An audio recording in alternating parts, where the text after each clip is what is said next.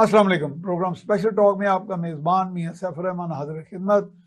नाजरीन, हालात हाजरा की जब हम बात करते हैं तो उसमें करंट अफेयर जिसे हम उर्फ़ आम में कहते हैं, उसमें हम पॉलिटिक्स को एक नंबर 1 तरजीह बना लेते हैं, जबकि पॉलिटिक्स के साथ बेशुमार चीज़ें जुड़ी होती हैं, आपस में इंटरलिंक्ड होती हैं, इंटरट्वाइंड होती हैं, जिसे कहते हैं ना, आपस में वो गठमंड हुई होती हैं। यानी चीज़ों को जैसे एक तारों का नेटवर्क होता है, यानी मईशत को आप सियासत से जुदा नहीं कर सकते, मुआशरत को आप नहीं कर सकते, जब मुआशरत की बात आती है तो अदब को नहीं कर सकते। तो इस तरह इंसानों की अगर तारीख देखी जाए तो रवैये बनते हैं, फिर रवैयों का इजहार होता है, फिर आपस में इंसान मिलते जुलते हैं, उसमें अपने बैरियर जो है लैंग्वेज के वो अबूर करते हैं और एक तहजीब और तमद्दन जो है वो मार्ज वजूद में आती है।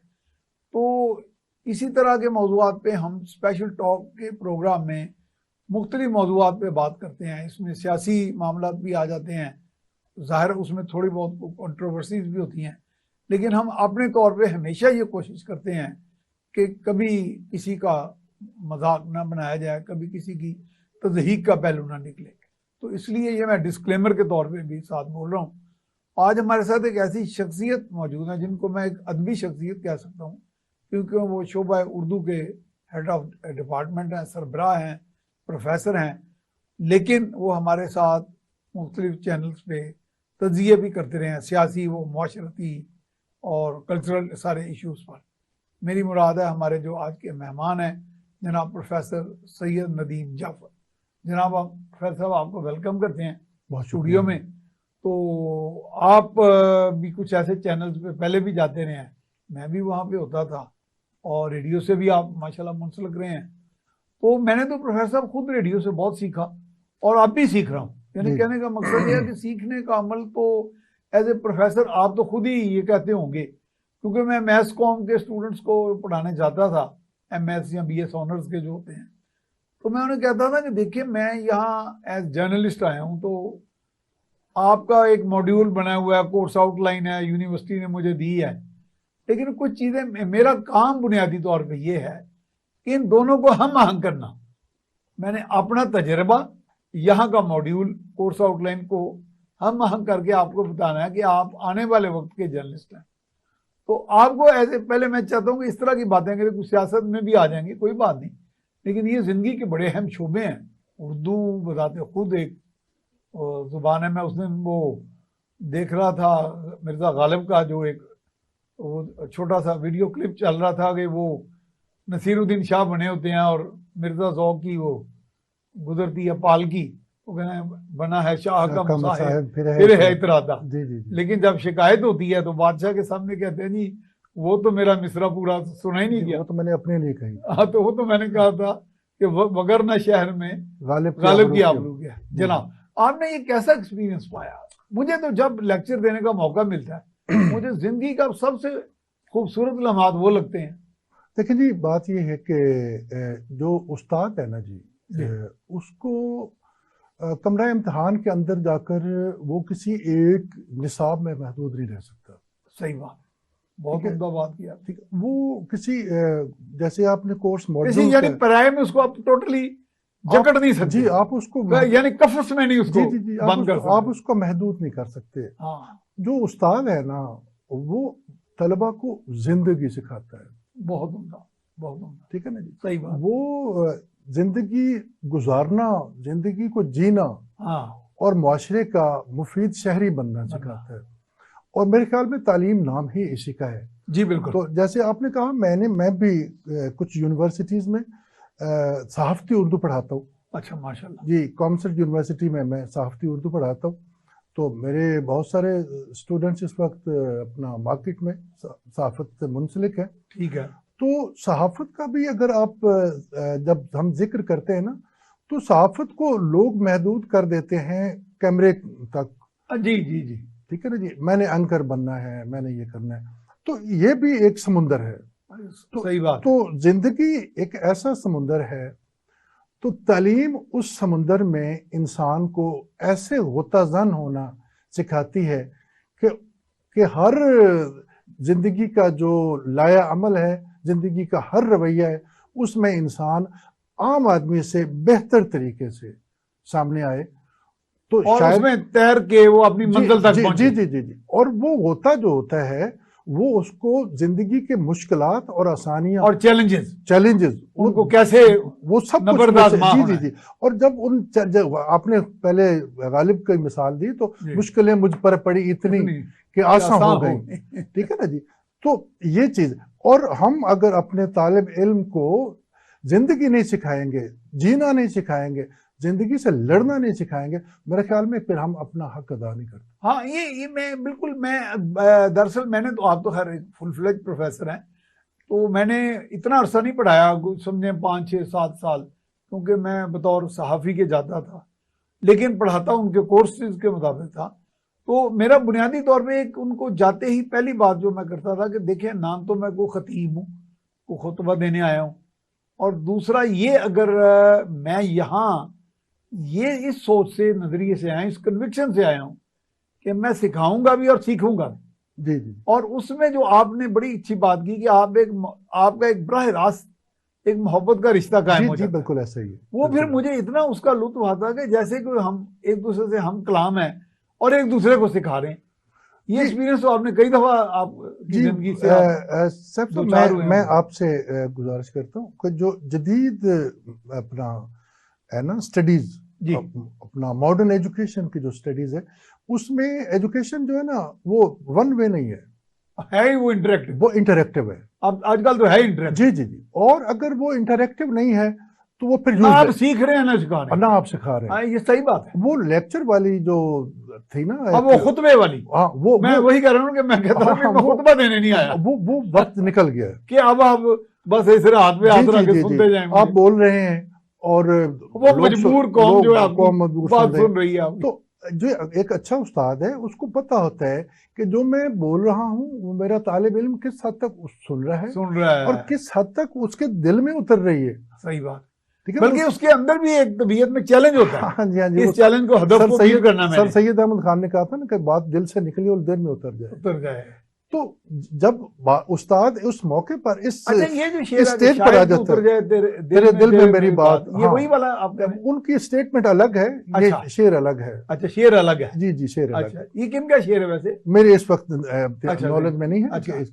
तो उस वक्त ये है कि जब उस्ताद का और शागिर्द का ये रिश्ता, जब वाइब्स मिल जाए, हाँ, दोनों की जब वाइब्स मिल जाए, तो फिर पढ़ने वाले को भी लुत्फ आता है और पढ़ाने वाले को भी लुत्फ। और इस दौर में भी, ये जो सोशल मीडिया का दौर है और आप जिसमें एक बेरुखी सी भी आ गई है, इंसानों में बेतनाई आ गई है। एक ग्लोबल विलेज है। और अक्सर असातिज़ा को ये शिकायत होती है कि जनाब आज का तालिब इल्म उस्ताद की इज्जत नहीं करता। लेकिन मैं समझता हूँ कि जो उस्ताद है वो आज भी बाइज्जत है। ठीक कह रहे हैं आप। ठीक है, जो जिसको पढ़ाना आता है ना, जो तलबा के करीब जा सकता है, जो आपने बिल्कुल, मैं आपसे 100% इसलिए तलबा के दिल में उतर सकता है। मैंने अपनी 39-40 साल शोबा सहाफत में सीनियोरिटी इतनी लेने के बाद भी जो लुत्फ 6-7 साल पढ़ाने का मुझे आया, जी जी जी, मेरी जिंदगी का शायद वो सुनहरा तरीन, यानी कि वो दौर था कि आपको आपके स्टूडेंट वो वाइब्स की वजह से, वो वाइब्स, वो मैं यकीन करें, मैं ईमानदारी से कह रहा हूँ कि मैं उनसे सीख भी रहा होता। जी जी जी जी। बल्कि उसमें एक स्टूडेंट था मेरा, वो एक एयरफोर्स के बड़े सीनियर ऑफिसर का बेटा था। तो कहने लगा, सर आप इतने मोहब्बत से पढ़ाते हैं, ऐसे हमसे रिश्ता कायम कर लेते हैं। तो मैं कहा, मैं तो ये अपने लालच में करता हूँ।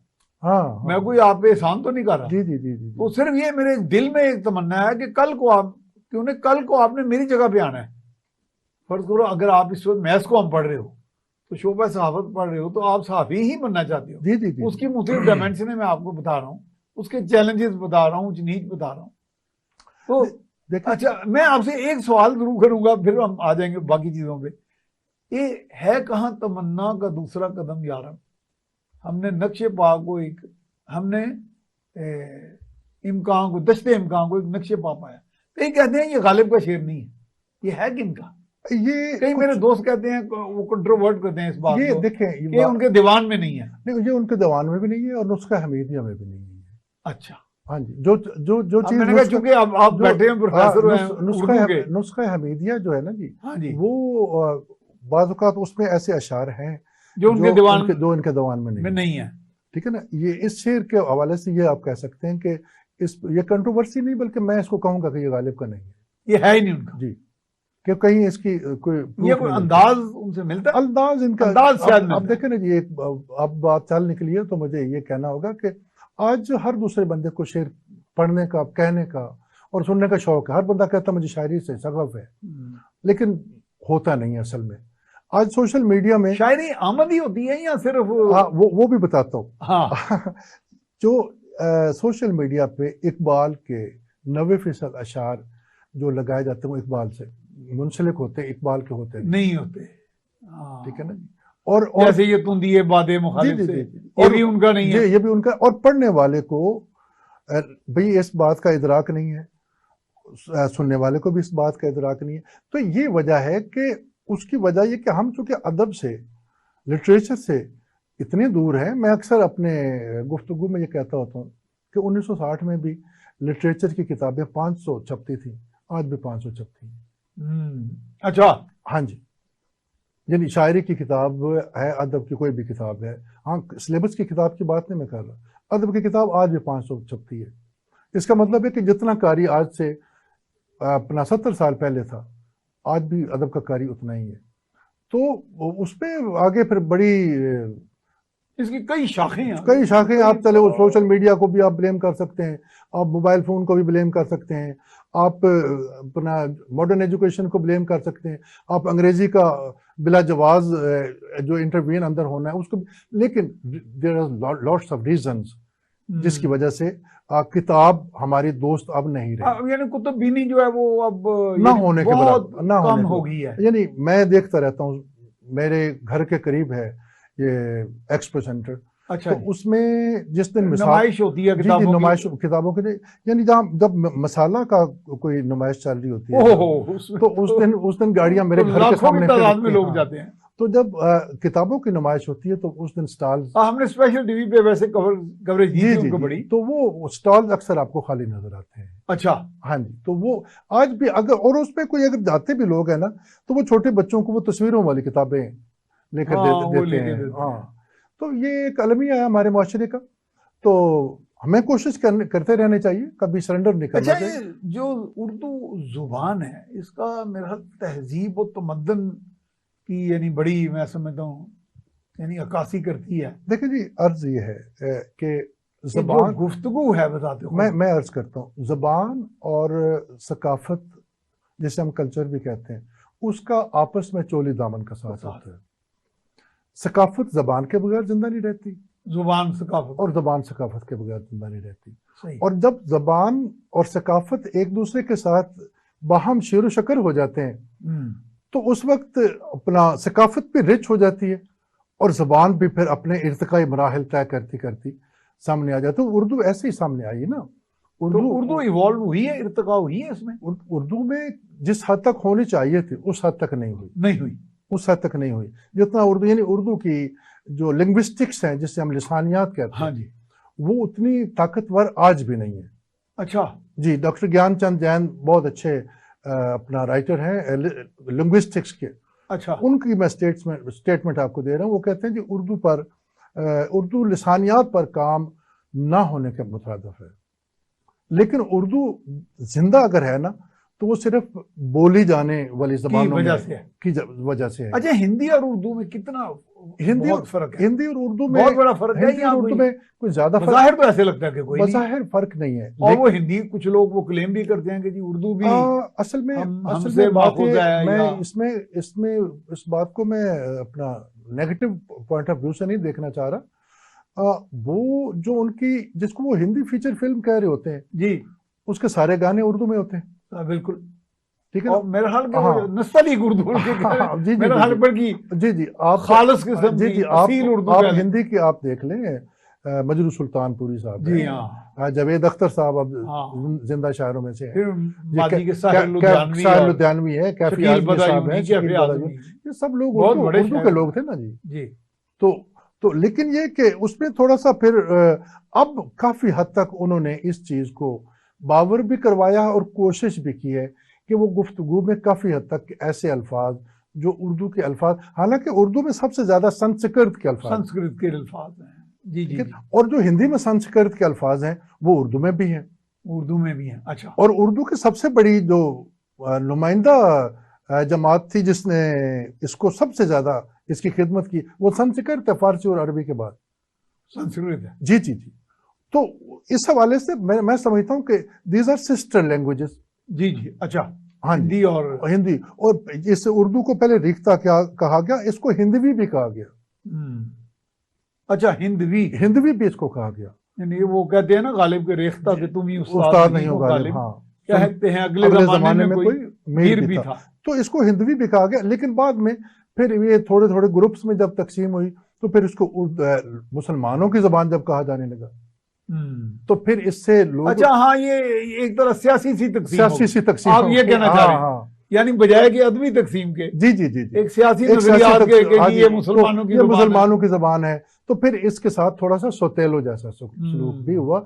और फिर शायद इस एक वजह इसकी थोड़ा पीछे रहने की भी थी, और एक वजह इसकी फिर फ्लोरिश करने की भी थी, तो मुसलमानों ने फिर इसको अपनी जबान समझकर ज्यादा बोलना शुरू कर दिया। अच्छा, उर्दू में स्लैंग है, जैसे अंग्रेजी में एक स्लैंग भी है कि जी वो मतलब हाउ डू यू डू, यानी बजाय के होता है ना कि आप कैसे हैं, नहीं मैं कहते हैं हाउ डू यू। इस उर्दू में कोई ऐसे अल्फाज तो नहीं आए। मैं अर्ज करता हूं, उर्दू ने अपने आप की हिफाजत की है मेरे ख्याल इस हवाले से। मैं अर्ज करता हूँ, उर्दू के हवाले से जिलानी कामरान साहब लिखते हैं कि मैंने लिखते तो ज्यादातर वैसे अंग्रेजी में थे। जी जी, अंग्रेजी के थे ये, लेकिन उर्दू में बहुत बड़ा उनका बहुत बड़े क्रिटिक है, दस्तरस्ती है जी। नहीं, वो बहुत बड़े नकाद हैं उर्दू के। अच्छा जी जी। तो अच्छा, ये मेरे लिए मुझे नहीं था जी जी जी, जिलानी कामरान साहब वो कहते हैं कि मैंने अंग्रेजी अदब को खंगाल कर देखा है, अच्छा, लेकिन मुझे उर्दू गजल का नेमुल बदल नहीं मिला। वाह, बहुत खूब, ये उनकी स्टेटमेंट है। अच्छा, अब अगर मैं उर्दू की बात करूं कि उर्दू इतनी वसी है, इसके जो अल्फाबेट है, अच्छा, इसके जो हरूफ अबजद है, हाँ, अच्छा, उसकी अब जो आवाजें हैं वो दुनिया की मुश्किल तरीन आवाजें हैं। अच्छा, ये जो राग हैं जैसे मौसीकी के, जी मैं इस बात को थोड़ा मैं उससे थोड़ा रिलेट करें। जी जी, मैं थोड़ा सा, ये बड़े लोग दिलचस्पी लेते हैं। जी जी जी, मैं इसकी तरफ आता हूँ। अच्छा, अब उसमें लफ्ज खे की आवाज, ठीक है, खे आपको कहीं नहीं मिलेगी, वो आपको बहुत कम जुबानों में मिलती है। गैन है, हाँ जी, गैन भी बहुत कम, बहुत मुश्किल भी साउंड है, हाँ, और कम जुबानों में भी है। फिर अब आप इधर आप चले जाएं, अफ्रीका में चले जाएं, अरब में चले जाएं, वो पे नहीं बोल सकते, टे नहीं बोल सकते, ठीक है, नहीं बोल सकते। अब काफ और कौफ में फर्क है। जैसे आप चाइना चले जाएं तो वो भी, उनको भी जी जी ऐसा। अब डी जो है दाल और डाल, वो ये दोनों आपको कम नजर आएंगे। जी जी, इसकी नफासत ही यही है कि इसमें हरूफ और साउंड्स की एक वैरायटी है। अच्छा, अरबी जुबान भी कहते हैं बड़ी, वो अरबी फोनेटिक्स में कहते हैं बहुत अरबी वुसअत के हवाले से दुनिया की सबसे रिच जुबान है, कहते हैं। उससे ज्यादा वुसअत कम ही है। जी जी जी जी। और मेरे ख्याल जैसे ऐन आंखें हैं, ऐन आने दो आंखें हैं, ऐन ऐने चार आंखें हैं, और उस वुसअत यानी एक ही लफ्ज में आप चार कैफियत बयान करते हैं। और उसी वुसअत की बुनियाद पर कुछ तर्जुमों में अरबी के, अच्छा, फिर लोग कंट्रोवर्सी भी ले जाते हैं कि जो इसका ये भी हो सकता है, ये भी हो सकता है, ये भी हो सकता है। अच्छा, हाँ, तो वो उसकी वुसअत जो है ना, वो कहीं कहीं उसके मानी में आड़े भी आ जाती है, लेकिन जहां तक मानी और मानी की दुनिया का ताल्लुक है तो अरबी दुनिया की नंबर 1 ज़बान है इस हवाले से। अच्छा जनाब, आपसे इजाजत के साथ तो हम नाज़रीन इस वक्त जाएंगे एक ब्रेक पे, ब्रेक के बाद दोबारा हाजिर खिदमत होंगे।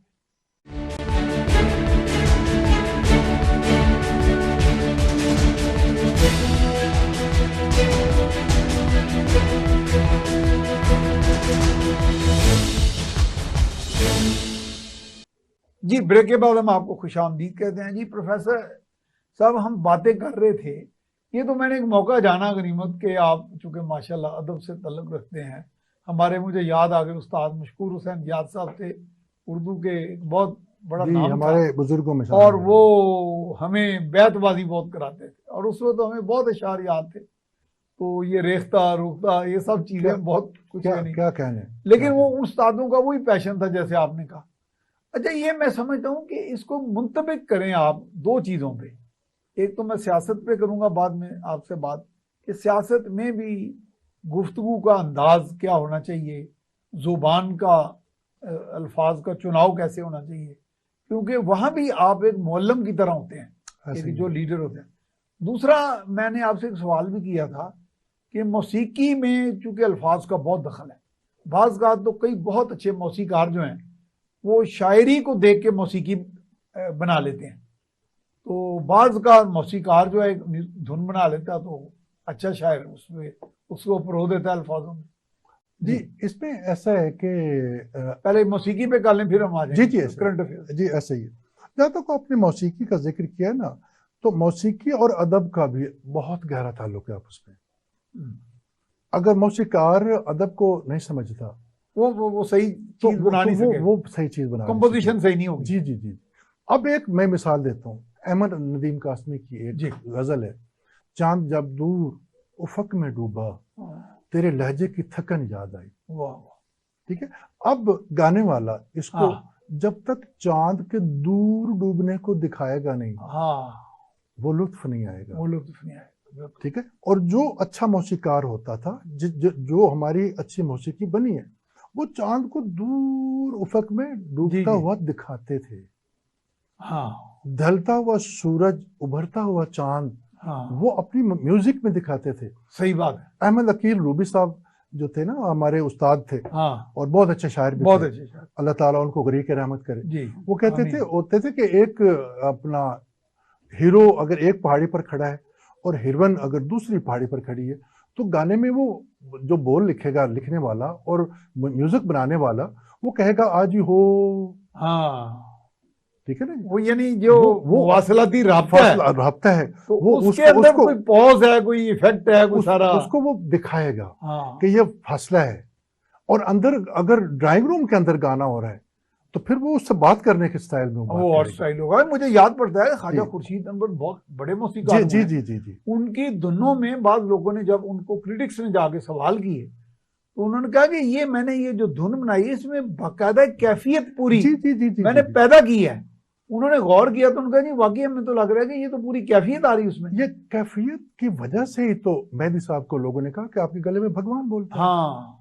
तो वो एक वो कैफियत उस वक्त दी जा सकती है जब मौसीकी की धुन बनाने वाला अल्फाज के मानी से, उस मानी की तासीर से, और उस तासीर को फिर आगे फैलाने और उसके दिल के करीब ले जाने में महारत रखता हो। इसका मतलब मौसीकार के अलावा कई ऐसे, जैसे देखें हमें कोई इसमें अदब का तो कोई बाउंड्रीज नहीं होती। जाहिर है लता मंगेशकर जो हाँ जी, क्या बात, उन्होंने मुगले आजम फिल्म बहुत मशहूर हुई, जी जी, उसमें एक नात गाई है जिसमें उन्होंने कहा कि बेकस पे करम कीजिए सरकारे मदीना।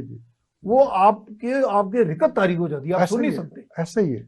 वो मैंने लोगों से कहा, लोग नहीं मान रहे, लोग फिर वो हिंदू मुस्लिम के चक्कर में आ जाते हैं। मैंने कहा यार मुझे लगता है कि ये होली प्रॉफिट सल्लल्लाहु अलैहि वसल्लम की जात अक़दस को इन्होंने पूरा अपने ऊपर तारी उस सोच तारी की है। बिल्कुल ऐसा ही इन्होंने वो गाते हुए, और मौसीकार तो खैर वो पहले मुस्लिम थे, नौशाद, देखे कि उन्होंने धुन बनाते हुए, अदरवाइज वो चीज वो कैफियत पैदा नहीं हो सकती। कैफियत पैदा नहीं हो सकती, अब तो आप सुन ही नहीं सकते। अब जो मशरिकी मौसीकी है ना, इसमें जो जैसे मैंने कहा ना कि लिटरेचर या उर्दू ज़बान बहुत वसी और बहुत बारीक है, इसी तरह हमारी मौसीकी बहुत बारीक है। सुबह का राग और है जी, सुबह का राग और है। अच्छा ठीक है। भैरवी को हम कहते हैं ये सुबह का राग है, ऐमन को हम कहते हैं ये रात का राग है। ठीक है ना। इसी मल्हार और दीपक और यानी ये अब मिथ है या सच है कि जब वो दीपक राग लोग गाया करते थे तो उनके जिस्म पर छाले बन जाते थे। ये इसको यानी लॉजिकली ये प्रूव ना हो, साइंसी बुनियाद या राग मल्हार गाते हुए बारिश का, लेकिन इस बात को इस हद तक जरूर माना जा सकता है कि राग मल्हार ऐसे बंदा गाए कि लगे कि बारिश हो रही है, यानी कि इसको इस्तिआरा भी कह सकते हैं। इस्तिआरा भी कह सकते हैं। तो मेरा ख्याल है कि बारिश के बरसने के अलावा, यानी उसके बारिश न बरसे लेकिन लगे कि बारिश बरस रही है, तो मजा तो तब है। तो प्रोफेसर साहब देखिए, इस्तिआरा का भी उर्दू अदब में वो कहते हैं ना कि नशा पिला, यानी एक कैफियत आपने। मैं अर्ज करता हाँ हूँ, वो जी। कहते हैं नशा पिला के गिराना तो सबको आता है, हाँ मजा तो तब है कि गिरतों को थाम ले कोई। हाँ ठीक है ना, तो गिरतों को थामने के लिए जरूरी है कि कुछ स्पेशल किया जाए, और वो हमारी हमारी इस कल्चर में, हमारी तहजीब में, हमारे खित्ते में, हमारी जबान में, हमारी मौसीकी में ये सारी चीजें मौजूद हैं। लेकिन ये आज के दौर का अलमिया है कि हमारा आज का नौजवान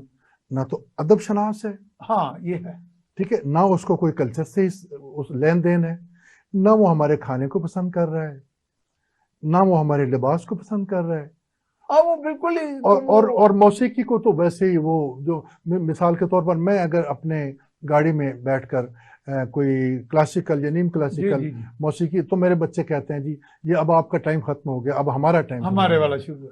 ठीक है ना। मैं प्रोफेसर साहब कल परसों एक रेडियो के लाइव प्रोग्राम में था, रेडियो पाकिस्तान के, जी जी, तो बच्चे आ गए यूनिवर्सिटीज के, मुस्लिम मैथ्स कॉम के, जी जी, तो हमने उन्हें पूछा बच्चों को कि कोई शेर सुनाए, तो शेर का भी नहीं उन्हें कोई। हाँ, फिर हमने कहा कि ये जो एक हमारी गुलकारा एक गाना गा रही थी और वो फैज का कलाम गा रही थी, जी जी, तो हमने कहा जी इसको आप पहचानते हैं, तो किसी ने भी ना पहचाना। हाँ सही, किसी ने उनको नूर जहाँ कह रहे, वो नैरा नूर गा रही थी। जी जी जी, तो यानी उनको, यानी इससे वो बहुत दूर थे। बिल्कुल दूर। लेकिन अगर आप उन्हीं बच्चों को अगर कोई आप माइकल जैक्सन की या कोई इस तरह की चीज दिखा हाँ, तो वो मुतर्रक हो जाएंगे। वो फौरन पहचान लेते सही हैं। बात है। तो मेरे ख्याल में ये थोड़ा सा इस बात पर ध्यान देने की जरूरत है, अगरचे ध्यान दिया भी जा रहा है, दिया भी जा रहा है, नहीं भी जा रहा। नहीं भी दिया। अच्छा प्रोफेसर साहब ये बताएं, अब इसको मुंतबिक कर लें आप हमारी पॉलिटिक्स पे। जी, मैं कहता हूँ, पता नहीं आप इससे एग्री करते हैं कि जो सियासतदान होता है, मकबूल लीडर है या कम मकबूल है, चलो कैटेगरी अपनी अपनी फॉलोइंग होती है, वो जब एक चबूतरे पे चढ़ के एक प्लेटफॉर्म पे मंबर पे खड़ा होकर कोई बात करता है, तो लोग उसको अपना रहबर तस्लीम करते हैं और वो एक मोलम की तरह होता है, लोग उसको फॉलो करते हैं। तो मेरा ख्याल है कि वहां पे भी तो मुतबिक करें ना कि अगर वहां पे तहजीब का या जुबान की शाइस्तगी या अल्फाज का चुनाव अच्छा हो, तो फिर मुआशरे में हिजान भी, ये जो अक्सर हम देखते हैं, तो शायद कम हो जाए। असल में जब हम बात करते हैं सियासत की या लीडरशिप की, या हम अपना अवामी नुमाइंदगान की जब बात करते हैं, तो उसमें हम ज़बान को शायद ही किसी ने इस बात को ध्यान रखा हो। हाँ, सही बात कि वो सॉफ्ट स्पोकन भी होना चाहिए। हाँ, ठीक है ना, तो वो ये नहीं देख रहा कि मुझे लोग फॉलो कर रहे हैं, मुझे लोग फॉलो कर रहे हैं, और मैंने ये तो ऐसी ही ना कि तलवार है मेरे हाथ में नंगी, मैंने उसको चलाना नहीं है। जी जी, मैं रोल मॉडल सिखाना है कि नहीं चलाना। जी जी जी, यानी मैंने लोग अगर मुझे फॉलो करते, आप देखें कि एक जमाने में एक सियासी लीडर का बालों का स्टाइल बड़ा मशहूर हुआ था। हाँ हाँ, ठीक है ना, लोग उसको याद होगा आपको भी। हाँ, ठीक है ना, बालों का, यानी वहीद मुराद के बाद वो सियासी लीडर के बालों का स्टाइल भी। तो अगर आप किसी चीज में रोल मॉडल हो तो लोग आपको फॉलो। इसी तरह अब आप देखें, आप सियासत के साथ साथ सहाफत में आ जाए। हाँ जी, आपके कितने एंकर्स हैं। अच्छा, सहाफत तो मैं जो जी 39-40 साल से हूँ, जी, मैं यकीन करें, मैं तनज़ली का शिकार। हाँ, मैं जबान के, मैं इसको एडमिट करना चाहता हूँ, मैं जबान की नफासत की बात कर रहा हूँ। तो आपके कितने एंकर्स हैं जो जबान को पूरे नाप तोल कर बोल रहे हैं? हाँ, नहीं, मेरा ख्याल है कोई 1% शायद।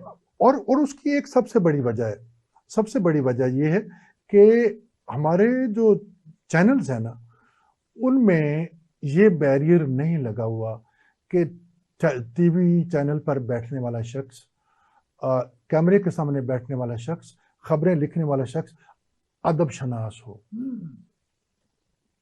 अब सूरत हाल ये बन गई है, विद ड्यू रिस्पेक्ट, कि जैसे आजकल का म्यूजिक है ना, एक बंदा कहता है जी गिटार भी मैं खुद बजाऊंगा, वायलिन भी मैं खुद बजाऊंगा, अपना तबला भी मुझे खुद बजाना आता है, म्यूजिक भी, और मैं शायरी भी खुद करूंगा, हर फन मौला बना। और आजकल के गाने ऐसे ही बन रहे हैं। तो यही हाल हमारी अपना है सियासत का भी और सहाफत का भी। सियासत में भी हर बंदा अपने आप को हरफ आखिर समझता है, जबकि जितना इंसान डाउन टू अर्थ होगा उतना उसकी इज्जत बढ़ती है, इज्जत बढ़ती है। उतना। और अगर खास तौर पे आप कोई किसी बुलंद मर्तबा पोजीशन पे हाँ जी, चले हाँ जाते जी, हैं हाँ जी, हाँ जी, और फिर इज्जत इंसारी दिखाते हैं, तो मेरा आपकी तकरीम में इजाफा होगा। जी बिल्कुल ऐसा ही। लोग कहेंगे यार कमाल का यार इंसान है कि क्या क्या बात है, ये तो बड़ा बेजर्र है। और आप देख लेना कि दुनिया के जितने बड़े बड़े बड़े लीडर्स हुए हैं, तो उनकी गुफ्तगू का आप कायदे आजम की मिसाल दें। हाँ, ठीक है ना जी, वो कितनी दबंग अंदाज से बात करते थे, बात दबंग थी जी जी, लेकिन उसमें शाइस्तगी भी कमाल की। क्या क्या बात है, रबत, शाइस्तगी और मैसेज, जी मैसेज, हर चीज उसमें हुआ करती थी। तो हमें, हमारे सियासतदानों को, हमारे लीडर्स को, इनको भी अपना एक रोल मॉडल बनाना चाहिए। हाँ, कि मुझे किसको फॉलो करना चाहिए। मैं बात करते हुए वो तो समझते हैं कि बस मैं ही हूं। यानी हमारे यहाँ ये मैं वाला ज्यादा। हाँ, मैं बताऊं आपको, बैठने का स्टाइल, उठने का स्टाइल, चलने का, बात करने का, जेस्चर्स, ये सारी चीजें सीखने वाली होती हैं। और एक बंदे को पता है कि मुझे करोड़ों लोग देख रहे हैं, हाँ, मुझे लाखों लोग, तो मैं कुछ ऐसा दूं, ऐसा बोलूं, कुछ ऐसा मैसेज दूं, और कुछ मेरे ऐसे जेस्चर्स हों, बाकी इखलाकियात का दामन हम निकाल देते हैं उसमें से। लेकिन आप अपने रवैये से, आप अपनी गुफ्तगू से लोगों को बहुत कुछ सिखा सकते हैं जो हम नहीं सिखाते। अच्छा, लेकिन प्रोफेसर साहब ये भी तो है ना कि ये हम क्यों अपने ऊपर तारीख कर लेते हैं कैफियत कि मैं अकेले कूल लूँ और मेरे ऊपर आगे इल्म खत्म हो गया। मैं इल्म की तो आप जितनी जुस्तजू करते जाएंगे तो आपको कभी खाली खाली फील होता है, ऐसा नहीं होता? हाँ देखिए, बाद औक़ात बहुत पढ़ के भी आपको एक तशनगी सी महसूस होती है कि अभी पता नहीं कितना कुछ बाकी है जो मेरे इल्म में नहीं आया। वो मोहसिन नकवी साहब एक जगह पर कहते हैं कि दुनिया का हर शख्स बहुत सारी चीजों में जाहिल होता है। किसी एक में भी कोई आलिम बन जाए ना, मिसाल के तौर पर मेरा ये टेलीफोन खराब हो जाए, मैं उसमें आप रिपीट करें, क्या कहा आपने? उन्होंने कहा था कि दुनिया का हर शख्स, दुनिया का हर शख्स बहुत सारी चीजों में जाहिल होता है। बहुत उम्दा बात कर गए। ठीक है, आपने कहा सुकरात ने क्या कहा था जी, सुकरात को जब सवाल किया गया तो उन्होंने कहा कि आप क्या क्या जानते हैं? उन्होंने कहा I know that I know nothing, कि मैं ये जानता हूं कि मुझे कुछ भी नहीं पता। यस, असल तो ये चीज है। और देखो, अब मेरी गाड़ी खराब हो जाती है, उसमें मैं जाहिल हूं। ठीक है, मेरा टेलीफोन खराब हो जाता है, उसमें मैं जाहिल हूं। पता नहीं कितनी सारी चीजें हैं जिसमें मैं जाहिल हूं, लेकिन हम उसको मानने को तैयार नहीं है। अच्छा, इस वक्त हमारे मुआशरे में एक हिजानी कैफियत है जी, और लोगों ने एक कंपार्टमेंट, एक मोर्चा बंदी सी हो गई है। मैं अपने मोर्चे में बैठ गया हूँ, ये जी पीटीआई का मोर्चा है, ये नून लीग का मोर्चा है, ये, और उसमें नफरतें इस तरह की हमने बढ़ा ली हैं कि मेरा ख्याल है कि ऐसा मुआशरा, जैसे खुशनुमा खुशगवार मुआशरा तश्कील पाने की बजाय एक वो बड़ा बद तहजीबी वाला मुआशरा बन गया है। एक दूसरे के साथ कोई हमदर्दी या पुरअमन बकाए बाहमी के चीज़ों से हम हट गए हैं। ये कैसे आप देख रहे हैं कि ऐसा जवाल पजीर? क्योंकि मैं तो समझता हूँ प्रोफेसर साहब के मईशत भी ठीक हो जाती है अगर मुआशरत सही आ जाए। आपने बहुत अच्छी बात की है। बात ये है कि जो अवाम देख रहे होते हैं ना बज़ाहिर, जी, वो होता नहीं है, वो होता नहीं है ऐसा। सही है गवा के कुछ नजर आते हैं कुछ ठीक है ना जी। और वो आपस में, यानी ये शेर बिल्कुल इस चीज इस पर सादर आता है ये सही। अच्छा, खास तौर पे हमारे जी हमारे सियासतदान अपना सियासत को चमकाने के लिए, मकासद हासिल करने के लिए अपने राग लापते हैं और लोगों में नफरतें पैदा करते हैं। ठीक है ना, और उसका नुकसान लोगों को हो रहा है, लोगों को हो रहा है, अवाम के अंदर रवैये। और वो जब आपस में बैठते हैं तो किसी को पता नहीं चलता कि ये आपस में मुखालिफ हैं भी कि नहीं। ठीक, लेकिन उनके कहीं ना कहीं मकासद होते हैं और उन मकासद को हासिल करने के लिए वो किसी हद तक अवाम को, मैं तो कहूंगा कि डिट्रैक्ट कर रहे होते हैं। लेकिन अवाम को, मेरे दानिस्ता मेरे जैसे शख्स को, एक लेमैन को, एक आम वोटर को ये समझना चाहिए कि मैंने जिंदा रहना है इस सोसाइटी में। हाँ, और मैं जितनी मोहब्बतें तकसीम करूंगा उतनी ये सोसाइटी खूबसूरत होगी, और उतना मैं भी फलूंगा, उतनी मेरी एंग्जाइटी कम होगी। हाँ, उतना मेरा, यानी आप देखें ना, हर दूसरा शख्स ब्लड प्रेशर और शुगर का जी मरीज जी है। जी, मुझे मेरे साथ कल एक डॉक्टर थे यहाँ, तो ये उसकी यही कुछ वजह दिन है तो ना वो कह रहे थे कि दुनिया में सबसे ज्यादा तेजी से दियाबितस हाँ जी, यहाँ फैल रहा है वो पाकिस्तान है, वो पाकिस्तान इसमें है। नंबर 1 है उसकी स्पीड से जिसको उसकी फैल रहा वजह ये है। वैसे एंग्जाइटी, चौथा पांचवा मुल्क है उसकी वजह ये एंग्जाइटी है। जी। अच्छा, आपने चूंकि इस बात को सियासत के साथ जोड़ा, तो मैं ये कहूंगा कि अवाम ने अपने घर में, अपने जोन में रहना, उनको एक हद तक ही अपने जी अपना क्या कह सकते ये जो हैं फॉलोइंग है अपनी, फॉलोइंग है उसको उसका ठीक इजहार करना चाहिए। इजहार जरूर करें, लेकिन उसमें नफरतें ना लेके आए और रिश्तों को, खून के रिश्तों को, दोस्ती के रिश्तों को दुश्मनी में मत बदलें, क्योंकि उन्होंने इकट्ठे रहना है, उन्होंने उसी मुआशरे में रहना है, जबकि सियासतदान और आज देखिए एक है कल हम तो मानने वाले हैं कि ऐसी हस्ती के जिन्हें रहमतुल आलमीन कहा गया। जी जी जी जी, यानी आलमों के लिए रहमत, आलमीन के लिए रहमत, आलमीन के लिए रहमत हाँ जी, हाँ है। जी। और रहमत नाम है मर्सी का, जी जी जी, मोहब्बत का, इसार का, एक दूसरे बुर्दबारी का, जी जी भाईचारे जी का। जी, ऐसा ही है। तो हम उससे दूर कैसे हो सकते हैं? मुझे तो देखो, लगता है कि वो, मैं तो बात का अपने कुछ अजीजों को कह देता हूँ यार असी सही मुसलमान ही नहीं है। यकीन मुझे जानिए, बात का ये भी शक होता है अगर हम कि अगर हम रहमतुल आलमीन के मानने वाले हैं तो देखिए, हमें तो वो इस तरह के जज्बात पैदा नहीं हो सकते। अगर हम आप सल्लल्लाहु अलैहि वसल्लम की तालीमात पर अमल करना शुरू कर दें, हाँ जी, जो सबसे जरूरी है, अगर हम उनकी तालीमात पर, तो फिर मेरा मतलब कि आप सल्लल्लाहु अलैहि वसल्लम की जिंदगी हमें जिंदगी के हर मोड़ पर, हर किरदार में नजर आती है। हाँ बचपन बतौर बच्चा नजर आती है, जी। बतौर जवान नजर आती है, बतौर एक खामद नजर आती है, बतौर बेटा नजर आती है, हाँ बतौर एक कमांडर नजर आती है, जी बिल्कुल। हर जगह पे। और उनके उसवाए हसना से हम जिंदगी के हर मोड़ पर सीख सकते हैं। देखिए माइकल हार्ट ने जो 100 ग्रेटेस्ट जी जी जी, किताब लिखी, दुनिया का कोई यानी शख्स, कि तमाम बाकी बड़ी बड़ी हस्तियों को जी जी जी, बाद का नंबर है, नंबर 1 पे और मोहम्मद सल्लल्लाहु अलैहि वसल्लम है। जिस दिन हम मुसलमानों ने आप सल्लल्लाहु अलैहि वसल्लम की तालीमात पर अमल करना शुरू कर दिया, उस दिन हमारा मुआशरा उतना ही खूबसूरत हो जाएगा जितनी मदीने की रियासत खूबसूरत थी। अच्छा, अब ये जो मोर्चा बंदी है, ये कोई अगर इलेक्शन हो जाते हैं जी जी, तो ये कहीं ठंडी पड़ेगी कि नहीं? हाँ, मेरा ख्याल है कि हमारी बतौर कौम हम चीजों को जल्दी भूल जाते, मेरे अच्छा, ख्याल में। हाँ ये फराख दिली भी है यानी ये एक मुस्बत पहलू भी जी, है। मुस्बत पहलू भी है। तो जितना चीज सख्ती जिंदगी की हम लोगों ने बर्दाश्त की है, जी जी ये दहशतगर्दी के हवाले से, दूसरे हवालों से, बिल्कुल। तो लेकिन उसको अगर हम भूलें ना और उसके हाँ साथ अगर हम यूज टू ना हो, तो हम तो उस फेज से बाहर न निकले। बिल्कुल। तो इस कौम में एक ये भी एक पॉजिटिव और मस्बत चीज है कि ये फिर जी। एक नए अज़्म के साथ आगे बढ़ती, और and we should hope for the best. इसमें मेरा ख्याल है जी कुछ मैंने कोई नेशनल डिफेंस यूनिवर्सिटी में कोर्सेज किए और बाहर के ममालिक जाने का इत्तेफाक हुआ। दो स्ट्रेटजी के एक्सपर्ट हैं जो तस्वीराती प्रोग्राम्स बनाते हैं, दुनिया के मॉडल स्टडी करते हैं, वो ये कहते हैं कि आपके मुल्क के जो इज्तमाही कौमी सलाहियत के अनासर हैं, एलिमेंट्स ऑफ नेशनल पावर, वो बहुत ज़्यादा है।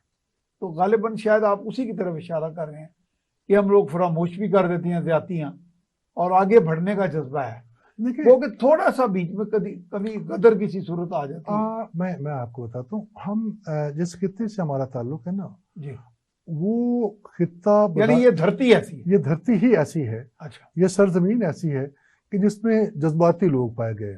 हाँ, और जज्बाती, यानी बजाय कि हम बुरा भला कहें, जी, हम जी, इसे हकीकत को समझ लें। हाँ जी, ये जज्बातीपन हमारा और वो धरती का, जी जी जी, हमारी सरजमीन का वो हमारी खासा है, जी, हमारी श्रेष्ठ का हिस्सा है, श्रेष्ठ का हिस्सा है। ठीक है ना जी, वो हमारी शख्सियत का हिस्सा है और हम उससे बाहर नहीं निकल सकते।